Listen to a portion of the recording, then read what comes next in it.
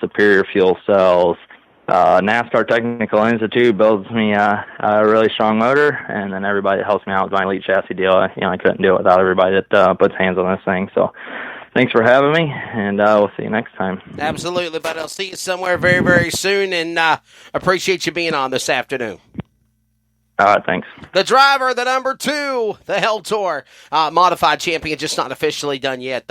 The driver, of course, dominating performance, 9 wins in the 2019, of course, Dirt Car Racing, Summit Equipment, Hell Tour, Summer Nationals modified driver of Nick Hoffman, the Elite Chassis entry number 2 from Mooresville, North Carolina, getting ready to get back out on the road. Going to be at Cedar Ridge in Kentucky for that big race. It's going to be a big, big event. The Hope for Harley event, 1,500 to win Friday night, 6,000 to win Saturday night, and going to be running still supers. A super talented driver, somebody I've known since the early 2000s. Nick Hoffman, just a great, great talent, and always just awesome seeing these guys propel their career to where they're at today. Nick Hoffman is just another prime example. Kyle Strickler. Just different guys like that I can think of. And it's awesome to see them doing very, very well. When we come back, it's squirrel time here on Finish Line. Hour number 2 kicks off with Brian Shirley. This is Finish Line.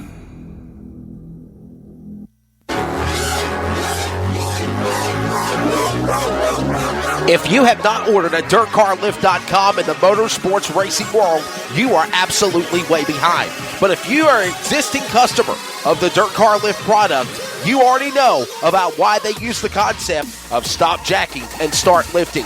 DirtCarLift.com helps make things very easier in the pit area. Whether you need to change a flat tire, make a shock or spring adjustment, DirtCarLift.com can get all 4 sides up immediately, then have it go around from side to side to car.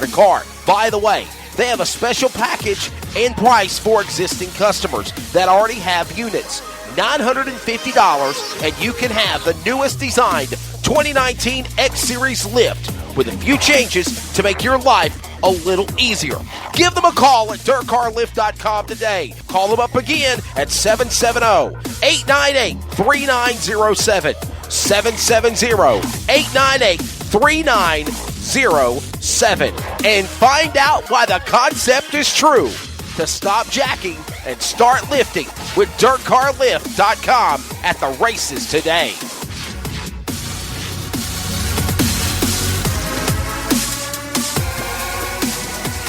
The Squirrel, Brian Shirley, is next. Time to get this cranked up on Short Track America. Dirt or pavement, from east to west. Short Track America features some of the biggest grassroots races around the country. Super late models to street stock racing. If it's on a half mile or smaller track, it's on Short Track America. On MAV TV, Motorsports Network. This is Kate Dillon from CrateInsider.com and host of the Racing Insiders podcast. You are listening to my awesome friend Wesley Spider Monkey Outland. Now back to Finish Line. This is Finish Line.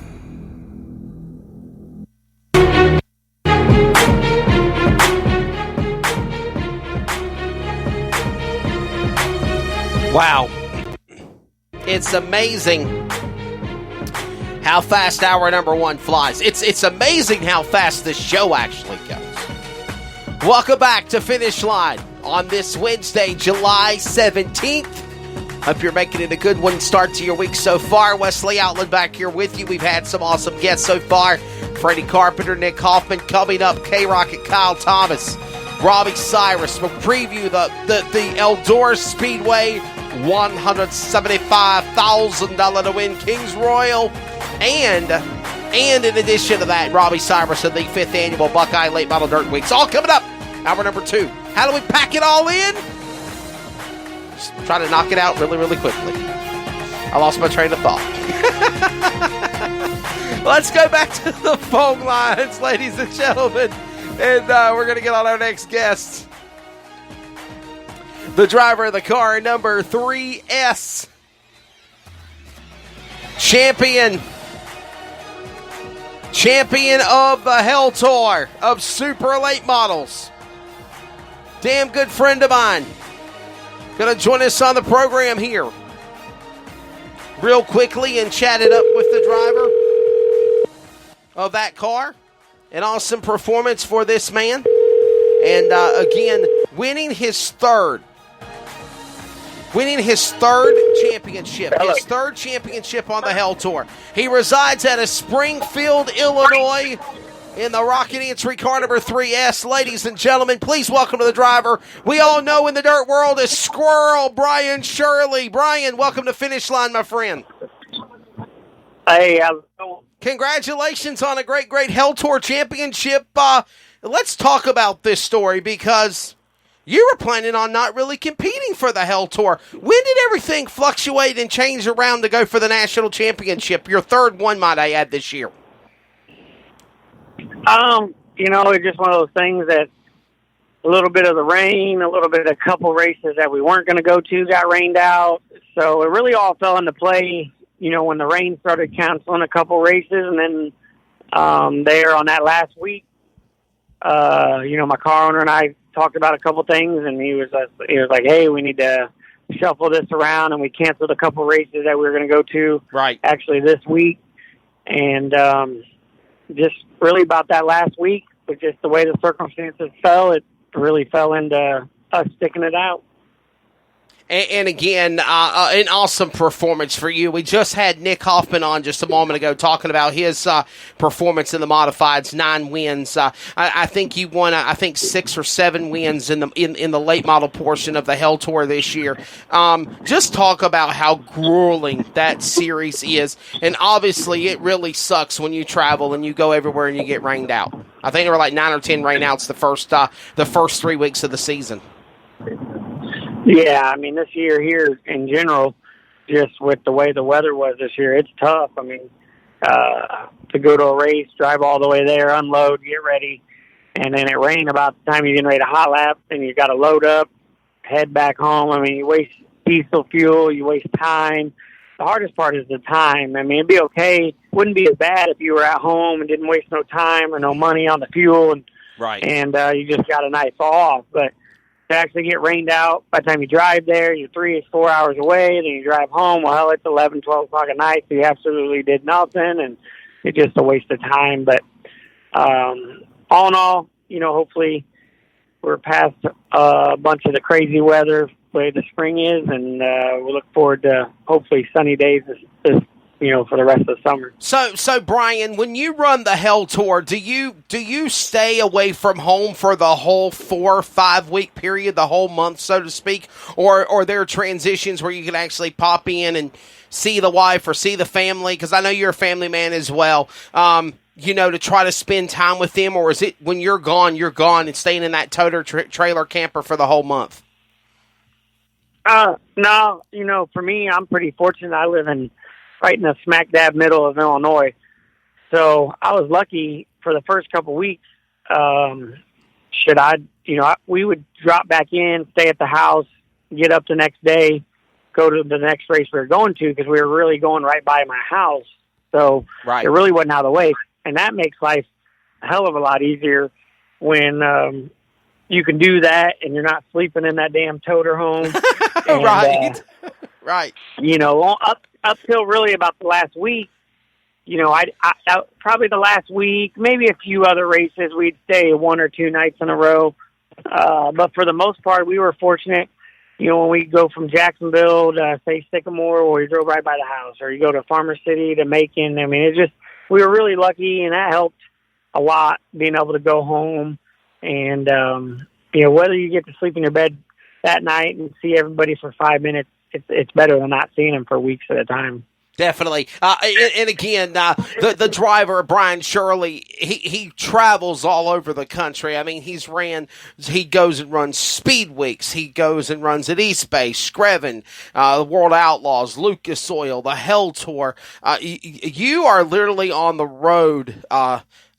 My goodness, how many weeks out of the year? 30-something weeks out of the year you're on the road traveling?